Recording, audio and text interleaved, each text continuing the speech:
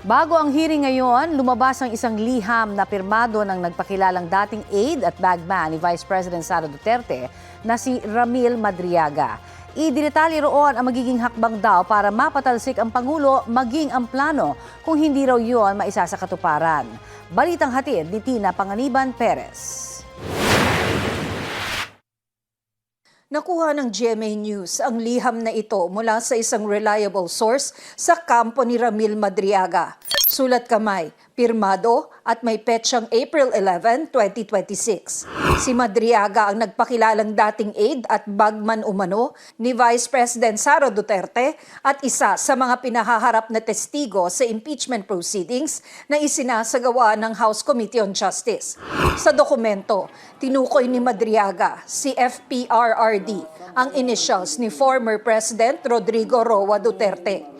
Noong November 2021, binanggit daw sa kanya ng dating Pangulo na hahayaan daw tumakbo si Bongbong Marcos bilang Pangulo kasama si Sara Duterte.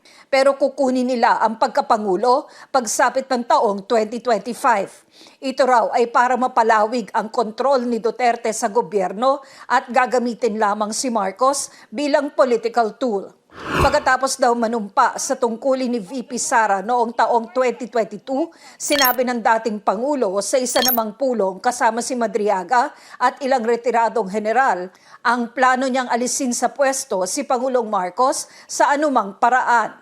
Uupo bilang Pangulo ang anak niyang si Sara Duterte at maaari pa rin itong tumakbo sa 2028 presidential elections.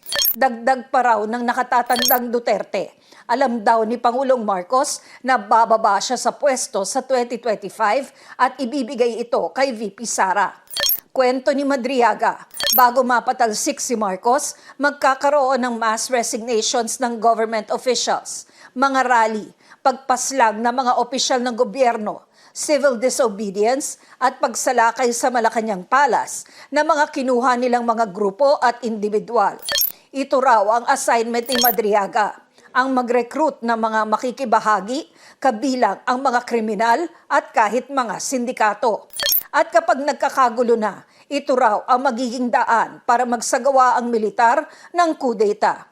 Kung hindi raw kusang bababa sa pwesto si Marcos o mag-excel sa Amerika, papatayin daw ito.